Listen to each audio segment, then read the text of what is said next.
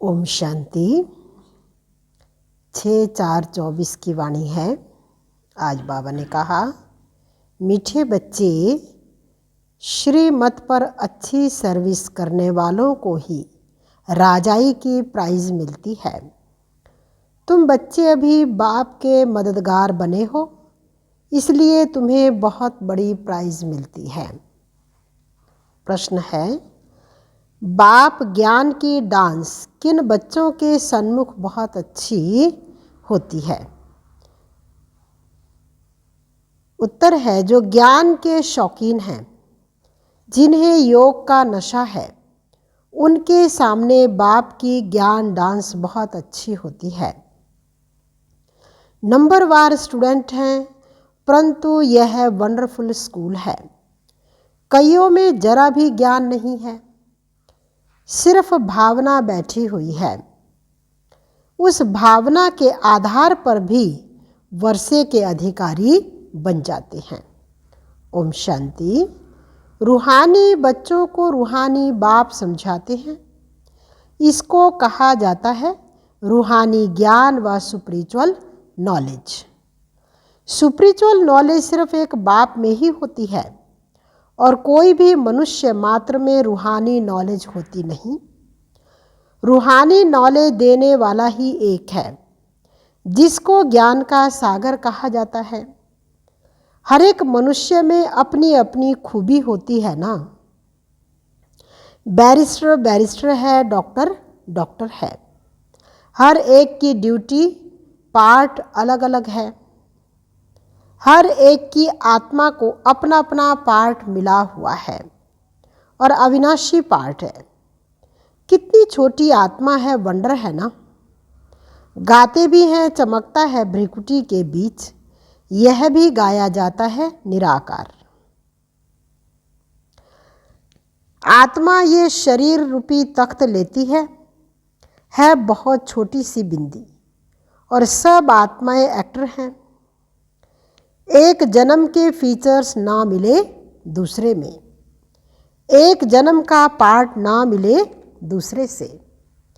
किसको भी पता नहीं है कि हम पास्ट में क्या थे, फिर फ्यूचर में क्या होंगे। ये बाप ही संगम पर बैठ समझाते हैं। सुबह को तुम बच्चे याद की यात्रा में बैठते हो तो उझाई हुई आत्मा प्रज्वलित होती रहती है, क्योंकि आत्मा में बहुत जंक लगी हुई है। बाप सुनार का भी काम करते हैं। पतित आत्माएं जिनमें खाद पड़ती हैं, उनको प्योर बनाते हैं। खाद पड़ती तो है ना। चांदी, तांबा, लोहा आदि नाम भी ऐसे हैं। गोल्डन एज, सिल्वर एज, सतो प्रधान, सतो रजो तमो, ये बातें और कोई भी मनुष्य गुरु नहीं समझाएंगे, एक सतगुरु ही समझाएंगे। सतगुरु का अकाल तख्त कहते हैं ना। उस सतगुरु को भी तख्त चाहिए ना। जैसे तुम आत्माओं को अपना अपना तख्त है, माना शरीर है, उनको भी तख्त लेना पड़ता है। कहती हैं, मैं कौन सा तख्त लेता हूँ, ये दुनिया में कोई को पता नहीं है। वह तो नेति नेति करते आए हैं, हम नहीं जानते हैं। तुम बच्चे भी समझते हो, पहले हम कुछ भी नहीं जानते थे। जो कुछ भी नहीं समझते हैं उनको बेसमझ कहा जाता है। भारतवासी समझते हैं हम बहुत समझदार थे, विश्व का राज्य भाग्य हमारा था, अब बेसमझ बन पड़े हैं। बाप कहते हैं, तुम शास्त्र आदि भल कुछ भी पढ़ो, ये सब अब भूल जाओ, सिर्फ एक बाप को याद करो। गृहस्थ व्यवहार में भी भल रहो। सन्यासियों के फॉलोअर्स भी अपने अपने घर में रहते हैं। कोई कोई सच्चे फॉलोअर्स होते हैं तो उनके साथ रहते हैं, बाकी कोई कहाँ कहाँ रहते हैं। तो ये सब बातें बाप बैठ समझाते हैं। इसको कहा जाता है ज्ञान की डांस। योग तो है साइलेंस, ज्ञान की होती है डांस।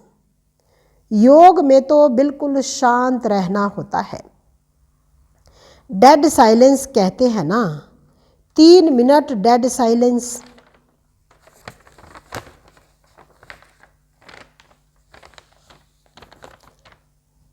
परंतु उसका भी अर्थ कोई जानते नहीं। सन्यासी शांति के लिए जंगल में जाते हैं, परंतु वहाँ थोड़ी शांति मिल सकती है। एक कहानी भी है ना, रानी का हार गले में, ये मिसाल है शांति के लिए। है अंदर और हम ढूंढ रहे हैं बाहर। बाप इस समय जो बातें समझाते हैं वह दृष्टांत फिर भक्ति मार्ग में चले आते हैं। बाप इस समय पुरानी दुनिया को बदल नई दुनिया बनाते हैं, तमो प्रधान से सतो प्रधान बनाते हैं। यह तो तुम समझ सकते हो। बाकी ये दुनिया ही तमो प्रधान पतित है, क्योंकि सब विकारों से पैदा होते हैं। देवताएं तो विकार से पैदा नहीं होते, उनको कहा जाता है संपूर्ण निर्विकारी दुनिया। वॉइसलेस वर्ल्ड अक्षर कहते हैं, परंतु उनका अर्थ नहीं समझते। तुम ही पूज्य सो पुजारी बने हो। बाबा के लिए कभी ऐसे नहीं कहा जाता। बाप कभी पुजारी नहीं बनते। मनुष्य तो कण कण में परमात्मा कह देते हैं। तब बाप कहते हैं, भारत में जब जब ऐसी धर्मग्लानि होती है, वो लोग तो सिर्फ ऐसे ही श्लोक पढ़ लेते हैं, अर्थ कुछ भी नहीं जानते। वह समझते हैं शरीर ही पतित बनता है, आत्मा नहीं बनती है। बाप कहते हैं, पहले आत्मा पतित बनी है, तब शरीर भी पतित बना है। सोने में ही खाद पड़ती है, तो फिर जेवर भी ऐसा बनता है। परंतु वह सब है भक्ति मार्ग में। बाप समझाते हैं, हर एक में आत्मा विराजमान है। कहा भी जाता है जीव आत्मा, जीव परमात्मा नहीं कहा जाता, महान आत्मा कहा जाता है, महान परमात्मा नहीं कहा जाता। आत्मा ही भिन्न भिन्न शरीर लेते पार्ट बजाती है, तो योग है बिल्कुल साइलेंस। यह फिर है ज्ञान डांस। बाप की ज्ञान डांस भी उन्हों के आगे होगी जो शौकीन होंगे। बाप जानते हैं किसमें कितना ज्ञान है, कितना उनमें योग का भी नशा है। टीचर तो जानते होंगे ना। बाप भी जानते हैं कौन कौन अच्छे गुणवान बच्चे हैं। अच्छे अच्छे बच्चों का ही जहाँ तहाँ बुलावा होता है। बच्चों में भी नंबरवार है, प्रजा भी नंबरवार पुरुषार्थ अनुसार बनती है। यह स्कूल अथवा पाठशाला है ना। पाठशाला में हमेशा नंबरवार बैठते हैं। समझ सकते हैं फलाना होशियार है, यह मीडियम है। यहाँ तो ये बेहद का क्लास है, इसमें किसको नंबरवार बिठा नहीं सकते। बाबा जानते हैं हमारे सामने यह जो बैठे हुए हैं, इनमें कुछ भी ज्ञान नहीं है, सिर्फ भावना है। बाकी तो ना ज्ञान है ना याद है।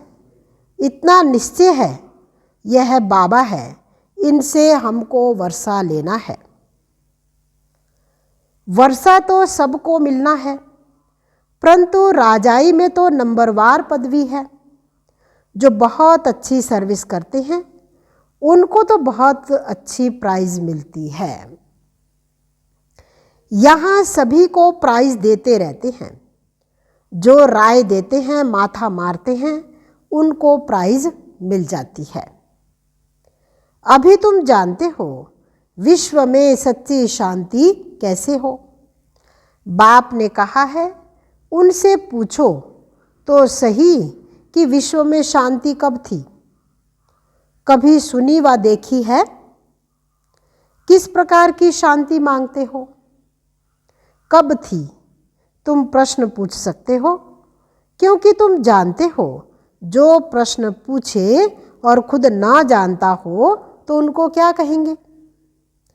तुम अखबारों द्वारा पूछो कि किस प्रकार की शांति मांगते हो। शांति धाम तो है जहां हम सब आत्माएं रहती हैं। बाप कहते हैं, एक तो शांति धाम को याद करो, दूसरा सुख धाम को याद करो।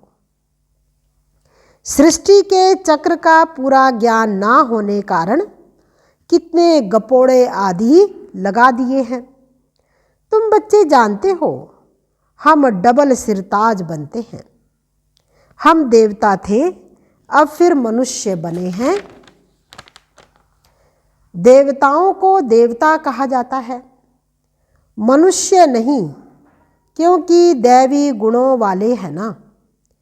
जिनमें अवगुण हैं वह कहते हैं, मुझ निर्गुण हारे में कोई गुण नहीं। शास्त्रों में जो बातें सुनी हैं वह सिर्फ गाते रहते हैं। अच्युतम केशवम जैसे तोते को सिखाया जाता है।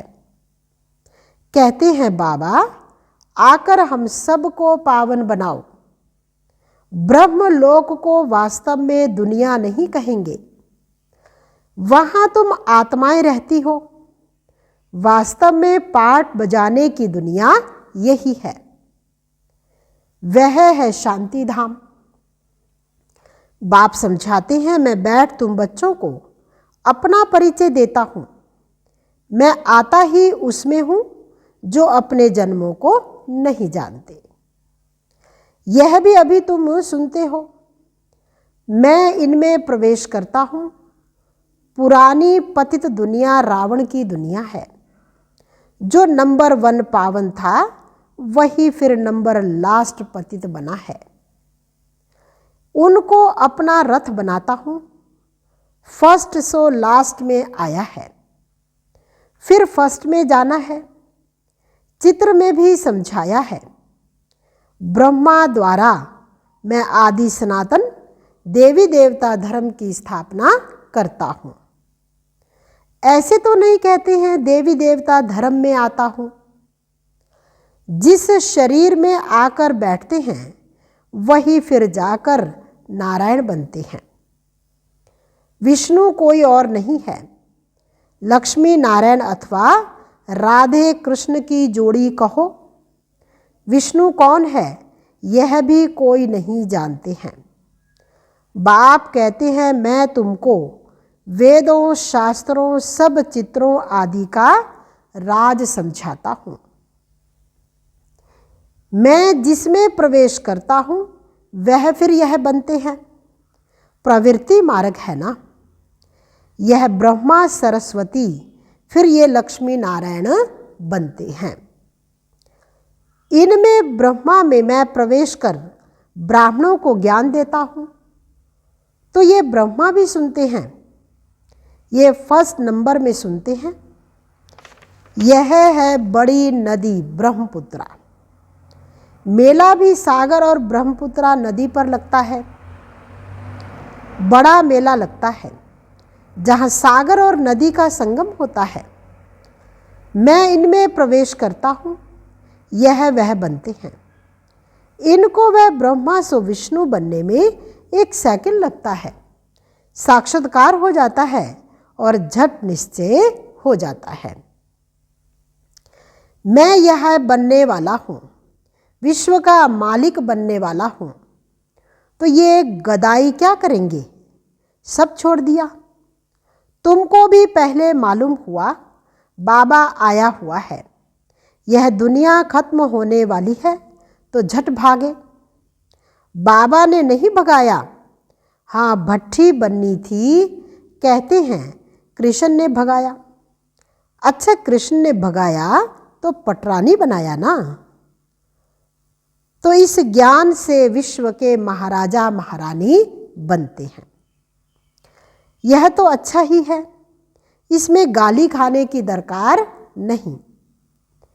फिर कहते हैं कलंक जब लगते हैं तब ही कलंगीधर बनते हैं। कलंक लगते हैं शिव बाबा पर, कितनी ग्लानि करते हैं। कहते हैं हम आत्मा सो परमात्मा, परमात्मा सो हम आत्मा। अब बाप समझाते हैं ऐसे है नहीं, हम आत्मा अभी सो ब्राह्मण हैं, ब्राह्मण है सबसे ऊंच कुल। इनको डिनेस्टी नहीं कहेंगे।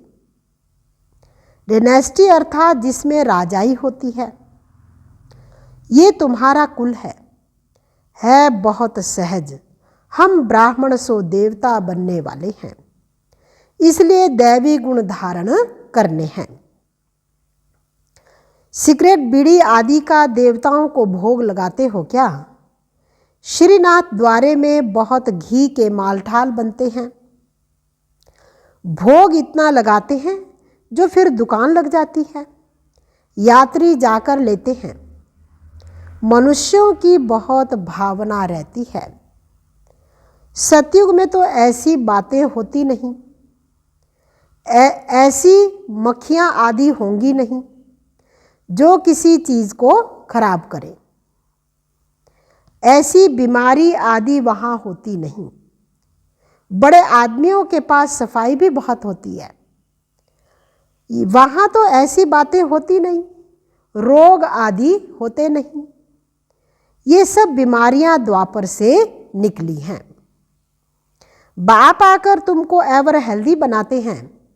तुम पुरुषार्थ करते हो बाप को याद करने का, जिससे तुम एवर हेल्दी बनते हो। आयु भी बड़ी होती है। कल की बात है, 150 वर्ष आयु थी ना, अभी तो 40-50 वर्ष एवरेज है। क्योंकि वह योगी थे, यह भोगी हैं। तुम राजयोगी राज ऋषि हो, इसलिए तुम पवित्र हो।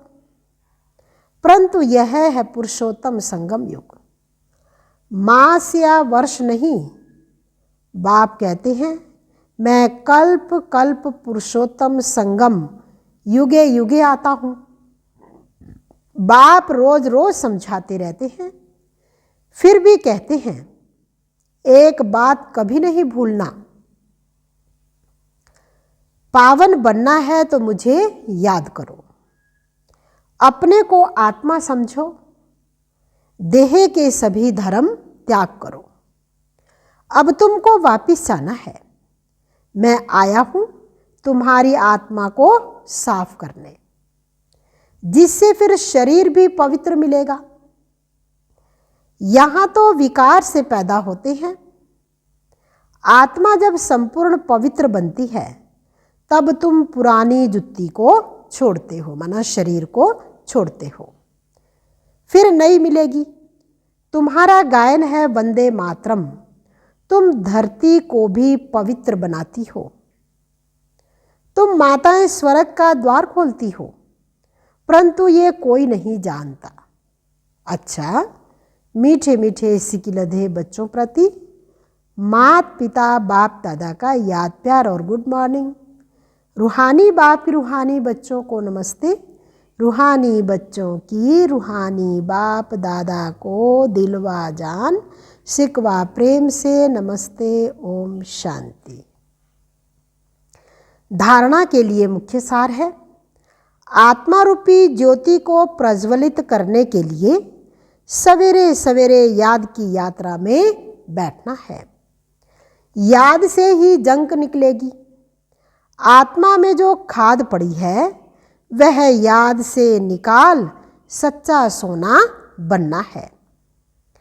दूसरा है, बाप से ऊंच पदवी की प्राइज लेने के लिए भावना के साथ साथ ज्ञानवान और गुणवान भी बनना है। सर्विस करके दिखाना है। वरदान, चलन और चेहरे से पवित्रता के श्रृंगार की झलक दिखाने वाले श्रृंगारी मूर्त भव। पवित्रता ब्राह्मण जीवन का श्रृंगार है। हर समय पवित्रता के श्रृंगार की अनुभूति चेहरे व चलन से औरों को हो। दृष्टि में, मुख में, हाथों में, पाँव में सदा पवित्रता का श्रृंगार प्रत्यक्ष हो। हर एक वर्णन करे कि इनके फीचर्स से पवित्रता दिखाई देती है।